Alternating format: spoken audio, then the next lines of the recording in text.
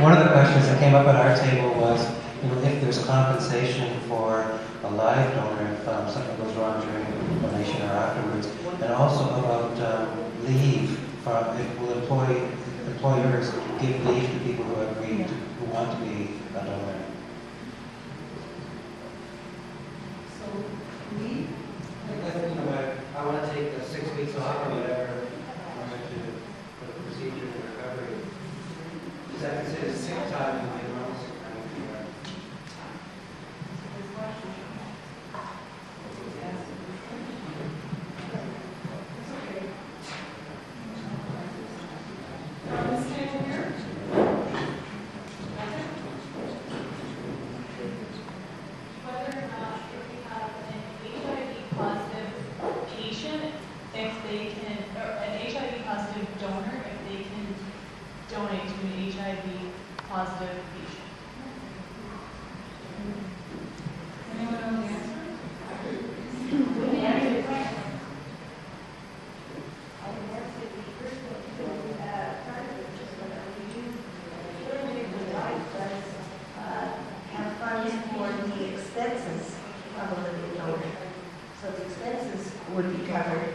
But I don't know if an employer would in fact support an employee.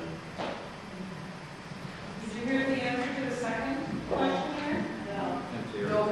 Can an HIV positive donor donate to an HIV positive patient? The answer is yes. Yes.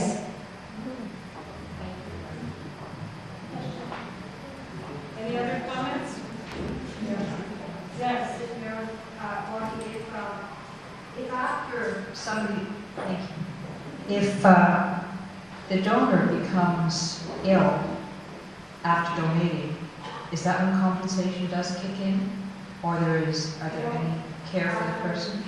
Well, there is care for the person under the medical system, but any expenses such as traveling to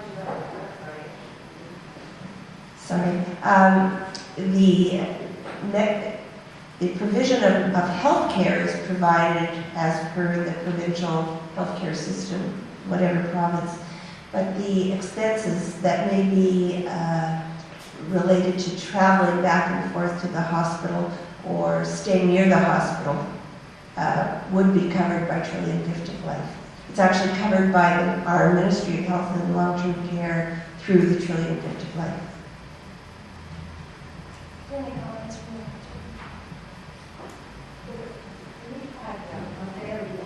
the whole discussion of really understanding what the Trillium Gift of Life really organization was about, its funding sources and its process, and in fact the registration process, which involves your health card number and how that is processed through the Ministry of Health and Long-Term Care. I thought that was quite an amazing feat.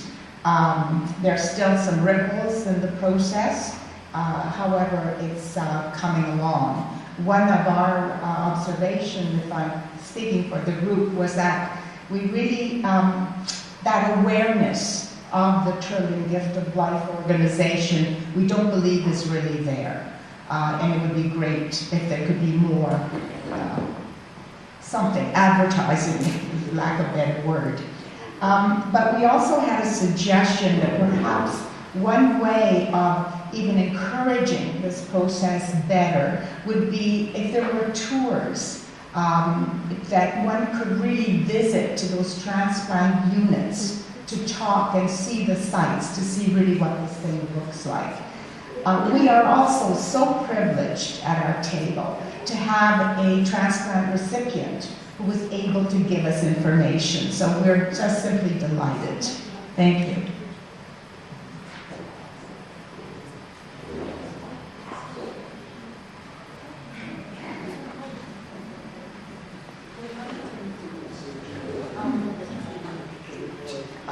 Okay. So considering that the time period is between 2 to 12 minutes in order to define whether somebody has been pronounced dead, how or what is the criteria to determine that definitive death? since considering 2 to 12 minutes is actually quite a bit of time to see whether somebody is actually alive or has disease. So.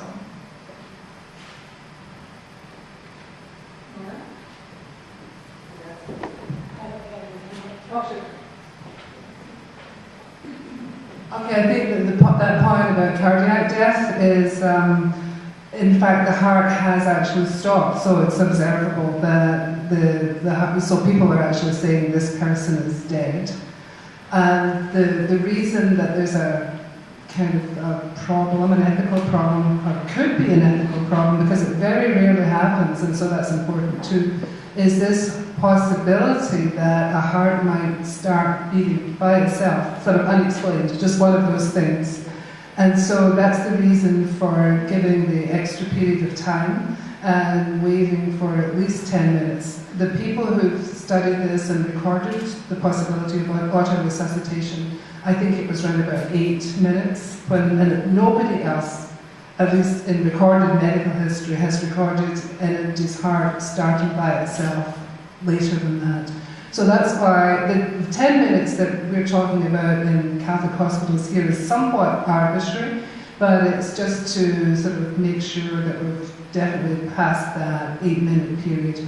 There are people who don't agree with this, think that that's the evidence compared with most other situations is slight, and we agree that it is slight. In other words, most people, when their heart stops, that's it.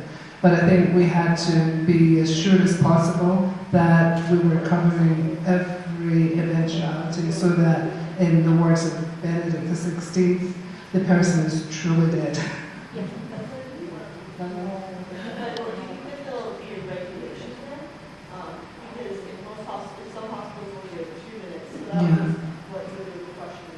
Yeah.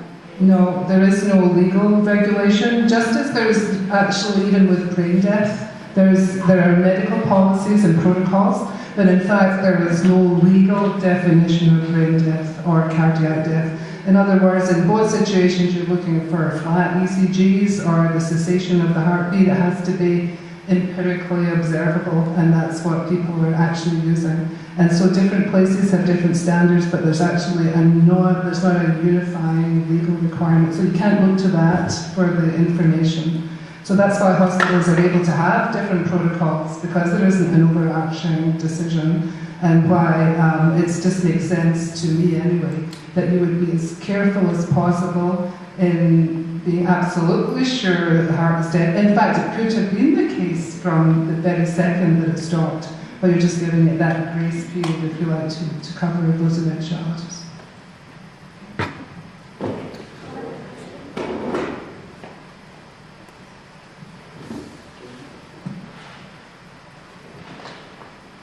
A question that we had is donation possible if someone in the family has cancer?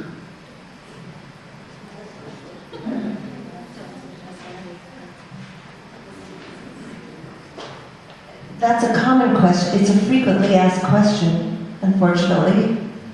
But the answer is yes, you can absolutely be a donor. First of all, there's a matter of time, a time period. When was it diagnosed? Was it treated?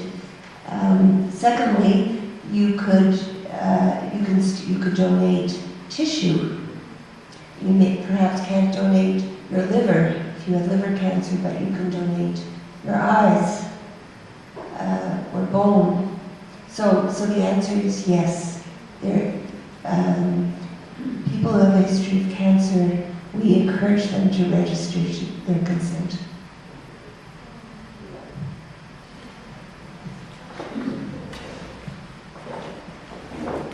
Well, we had two questions. One was around the age of when you can and can't give.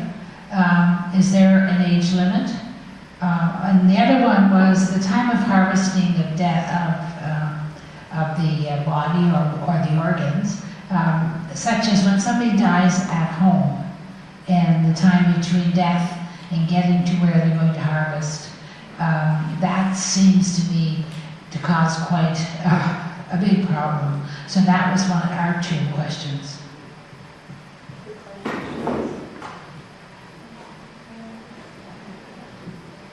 let me start with age. You have to be 16. But after that, there's no limit. So if you're younger than 16, you cannot register. 16 years old. But after that, there's no limit. In terms of, I think that's a great question. We would like 100% of Ontarians at end of life to be considered as potential donors, no matter where end of life takes place. That would be our goal. That's not the case, however, because the organs have to be kept ventilated and perfused. So typically it will be people who at end of life are in the emergency or an intensive care unit. However, we may eventually get to the point where if you die at home and emergency responders are the first on site, that they will have ventilating equipment and be able to keep the body ventilated until it gets to an intensive care unit with all equipment that is required. But today, typically that is not the case. So if a person dies at home, the time it takes they will be too long to maintain them as potential donors. Because there's this whole thing about if you're taken to hospital for that reason, a lot of hospitals don't want to admit a dead body. Because I went through this with my sister. So it's if they die someone, they've got to go there to harvest something. The hospital says we don't want a dead body.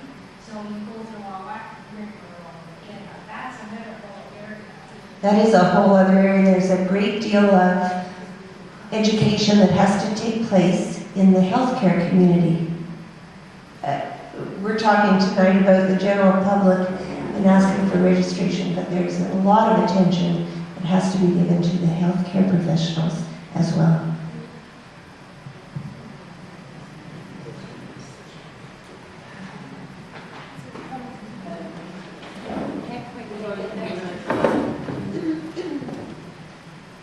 We were blessed at our table to have a donor recipient as well, and she has been a donor recipient for the last 38 years, has had a wonderful quality of life, and has been very well looked after.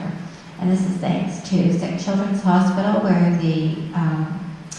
the recipient process happened, and then Toronto General.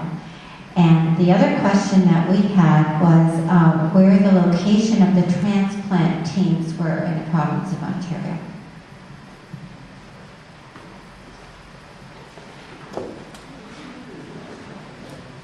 So I'm going to do my best off the top of my head. Hospital for Sick Children in Toronto, University Health Network, St. Michael's Hospital, Toronto General is part of University Health Network. In Ottawa, the Ottawa Hospital, the Ottawa Heart Institute, London Health Sciences. I've got a great one here, Kingston General. What am I up to now? Right, that's it. That's it.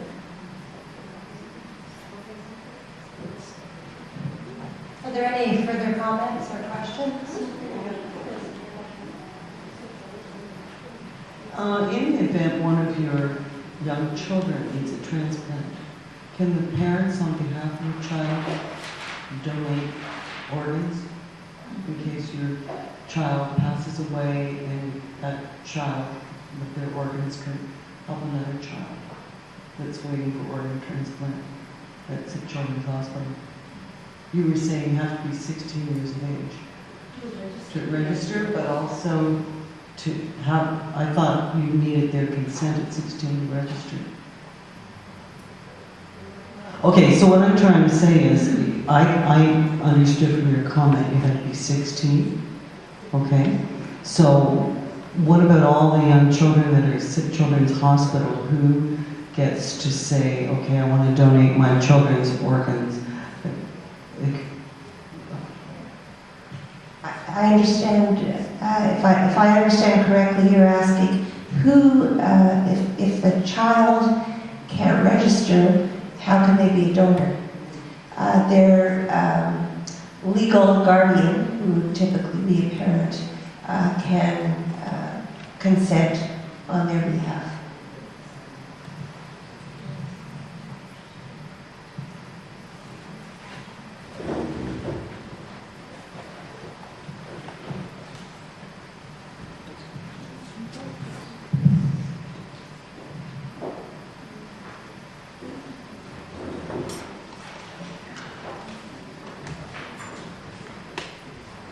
Thank you, Marilyn and Sabrina. Thank you, Elphick. That's really good. I think we can pull some of these points together. I got some answers to questions I didn't know either, so that's the whole point of these sessions, the information sharing, and I think that's really what it's all about. So I think we've gone about as far as we can go, at least for this particular session. And there's several people to thank. First of all, our colleagues from Chilean Victim Life Network. We're truly appreciative of what you do, how you do it, the time you take. You're coming here tonight to share with us. You're encouraging us to not just learn about Chilean, but to think seriously about organ and tissue donation ourselves. And really do want to wish you continued success with that. Every time we read that list of the number of people who are still waiting, it does register. And I need to thank Bambi Rutledge and our office for all the work she has done in publicising this, and also Marilyn as well from chaplaincy in publicising and advertising. And Lisette sitting here, who was the person who designed those beautiful red posters, which I think we're going to have one of them framed and really keep because it's really quite important. And Talia Flood for videotaping it, so it will go on our own website. And Carrie and Joanne again from Chile for coming to our meetings and helping us out. And of course Sabrina and Michael for your wonderful talks. And John? Yeah, if I could just for a moment, one of the ways of promoting this would be, as we have talked about the CCBI, is going into the parishes. Right. Yeah. I think that maybe we should, people in this room could perhaps encourage their pastors to have an evening at their church. Yeah. And we would be there. Right, that's an excellent idea. Yeah. Mary Lynch, who's a parish nurse at St. Joseph the Marca in Oshawa, is actually planning exactly such an event next in March, is it? There, yeah, right. And we're going to do that there.